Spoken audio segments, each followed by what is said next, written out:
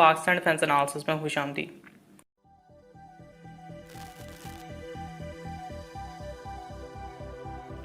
Monday की शुरुआत से शाहीन 9 शुरू हो चुकी है और उसके पहले विजुअल्स जो हैं वो सामने आना शुरू हो गए हैं।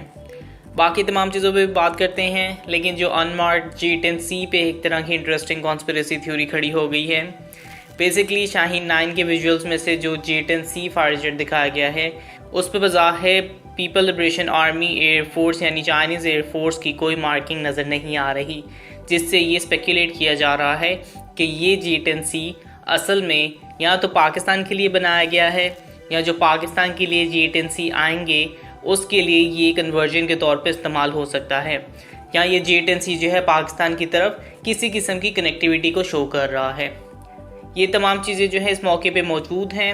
हाउएवर जहाँ चाइनीज़ एयरफोर्स की मार्किंग्स आमतौर पे विजिबल होती हैं, वहीं पे जो नए G10Cs को प्रोड्यूस किया जा रहा है, और इस केस में जो 131st और 172nd एयर ब्रिगेड है उनमें निस्बतन मार्किंग विजिबिलिटी जो है बहुत लो लेवल पे होती है, और चूँकि वीडियो की रेजोल्यूशन भी इतनी बेहतर नहीं है इसलिए शायद वो मार्किंग्स विजिबल ना हो। एक और जो चीज़ उसको बैकअप करती है वो ये कि इवन G10C के शाफ्ट्स भी इसके राउंडल के एरिया के पास विजिबल नहीं हैं, जबकि इनको विजिबल होना चाहिए था। हाउएवर जब इस पिक्चर को नेगेटिव्स को सामने रखें तो शाफ्ट्स तो फिर नज़र आ जाते हैं, लेकिन मार्किंग्स अभी भी मौजूद नहीं हैं। तो ये तमाम चीज़ें मिलके एक बहुत दिलचस्प कॉन्स्पिरेसी को बिल्ड कर रही हैं। लेकिन सिर्फ G10C ही शाहीन 9 एक्सरसाइज में मौजूद नहीं है। इसमें अभी तक जो रिलीज़ फुटेज है उसके मुताबिक J11BS यहाँ मौजूद है, Y20 एयरक्राफ्ट जो है यहाँ पे मौजूद है, KG500 AWACS यहाँ पे मौजूद हैं। पाकिस्तान की तरफ से Pakistani Miraj, JF-17 thunder, ZDK-3 AWACS भी इसमें पार्टिसिपेट कर रहे हैं, और मुमकिन है कि दूसरे एसेट्स भी मौजूद हों जो कि इस फुटेज में सामने ना ला गए हों। एक्सरसाइज की ओपनिंग में Pakistani deputy chief of air staff और Chinese assistant chief of air staff दोनों ने इस चीज़ पर जोर दिया है कि इससे हमारी इंटरऑपरेटेबिलिटी में इजाफा होगा और असल कॉम्बैट लेवल पे ये हमें बहुत ज़्यादा फ़ायदा देगी। नाउ वापस अगर हम G10C पे आएँ तो जहाँ तक मुझे लगता है ये G10C इंडीड असल में बगैर मार्किंग के हैं। वीडियो में हालांकि येलो स्पॉट मैंने देखा है, लेकिन इसकी पोजीशनिंग थोड़ी सी ऑफ है। ऑल्सो इनके सीरियल नंबर विजिबल नहीं हैं, ये भी एक बहुत बड़ा मौमा है। हाउएवर जस्ट बिकॉज इस पे मार्किंग्स नहीं है इसका ये 100% मतलब नहीं है कि ये पाकिस्तान को ही बिलोंग करते हैं। इसके दूसरे सिनेरियोज भी जो है जहन में रखे जा सकते हैं। आई एम श्योर शाहीन 9 की कंटिन्यूएशन होगी और उसके साथ साथ मज़ीद फुटेजेस भी सामने आएंगी, तो तब तक के लिए जो है इस पर गहरी नज़र रखनी होगी। इसमें कोई डाउट नहीं है कि अगर G10C पाकिस्तान अर्जेंट बेसिस पे ख़रीदने वाला है तो प्लेटफॉर्म कन्वर्जन के लिए पाकिस्तान को इन G10C की ज़रूरत हो सकती है, लेकिन इन पे मज़ीद डेवलपमेंट ही और मज़ीद इंफॉर्मेशन ही इन G10C की हकीकत को सामने ला सकती हैं।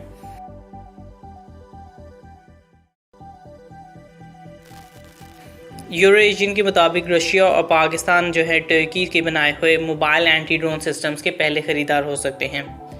डेली सभा जो कि टर्किश न्यूज़ एजेंसी है, उन्होंने क्लेम किया है कि टर्की रशिया और पाकिस्तान को अपनी एंटी ड्रोन सिस्टम्स को एक्सपोर्ट करने के लिए तैयार है।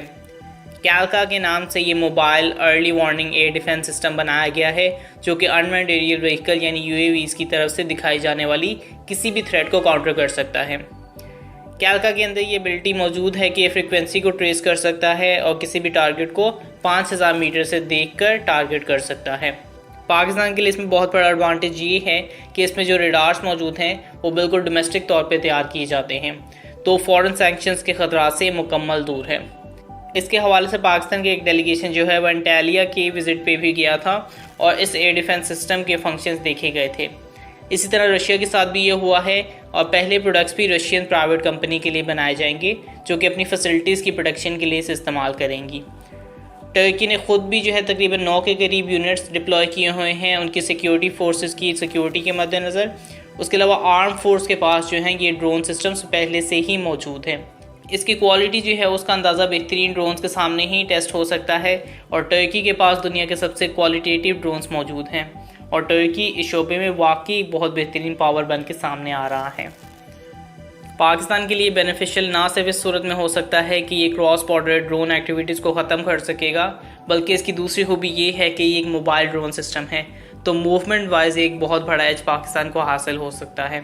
इंडिया ने चंद हाल ही सोफिस्टिकेटेड MQ-9B ड्रोन्स को परचेज़ किया है, जिनकी डिलीवरी जल्द हो जाएगी और 2 टेस्टिंग प्लेटफॉर्म भी USA की जानब से दिए गए हैं। तो ये एक बहुत अच्छा कॉन्टेस्ट हो सकता है कैलका की क्वालिटी के स्केल का, और पाकिस्तान को ना सिर्फ इस तरह के प्रोडक्ट्स हासिल करने चाहिए बल्कि इसकी बेस पे एक पूरी इंडस्ट्री को सेटअप करने का चांस है, चूँकि आने वाले टाइम्स में ड्रोन्स वाकई एक अहम फैक्टर होने वाले हैं।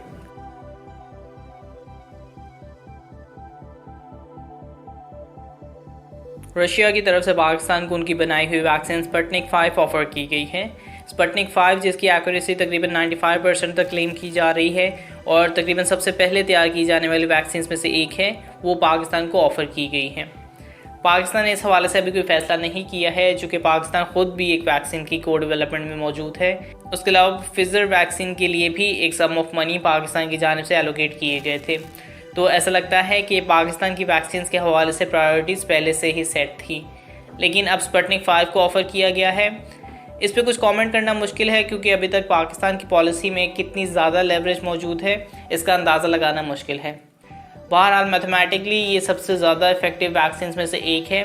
अगर पाकिस्तान के पास किसी किस्म का भी लेवरेज है तो इन वैक्सीन को ज़रूर परचेज़ किया जाना चाहिए और इनका इस्तेमाल किया जाना चाहिए।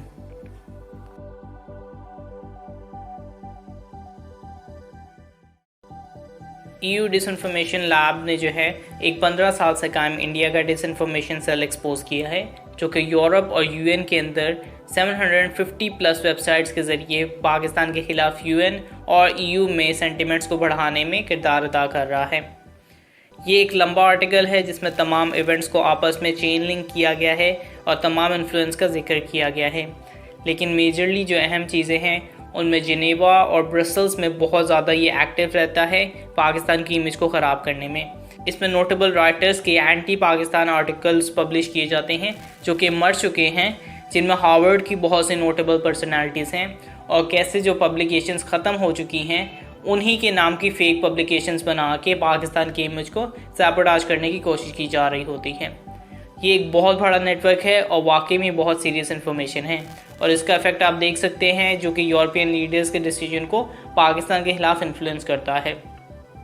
इवन इंडिया के अंदर भी, जैसे चंद दिन पहले जो है बोरिस जॉनसन ने गलती से इंडियन पंजाब में किसानों के हकूक़ के जलसों और प्रोटेस्ट को गलती से कश्मीर का मामला समझ लिया और पाकिस्तान और इंडिया के दरमियान इसे सॉल्व करने का मशवरा दिया। तब से ही इंडिया में किसानों के साथ किए जाने वाली नाइंसाफ़ी और उनकी प्रोटेस्ट के पीछे जो है अब इसको पाकिस्तान ज़िम्मेदार ठहराया जा रहा है। अगेन ये एक बहुत ही ख़तरनाक इन्फॉर्मेशन है जो कि इंडिया की पॉलिसीज़ का मकरूह चेहरा ज़ाहिर करती है, और इसमें इंडिया की बहुत टॉप नॉच पब्लिकेशंस भी जो है वो शामिल हैं, और इस पे डेवलप कंट्रीज़ को ज़रूर कुछ एक्शन लेना चाहिए ताकि इस तरह की डिसइंफॉर्मेशन से डेवलपिंग कंट्रीज़ के इमेज को ख़राब ना किया जाए। इतना ही, लाइक वीडियो सब्सक्राइब, और अगर आपकी कोई फीडबैक है तो उसे कमेंट बॉक्स में डालिए। तब तक के लिए पीस आउट, पाकिस्तान जिंदाबाद।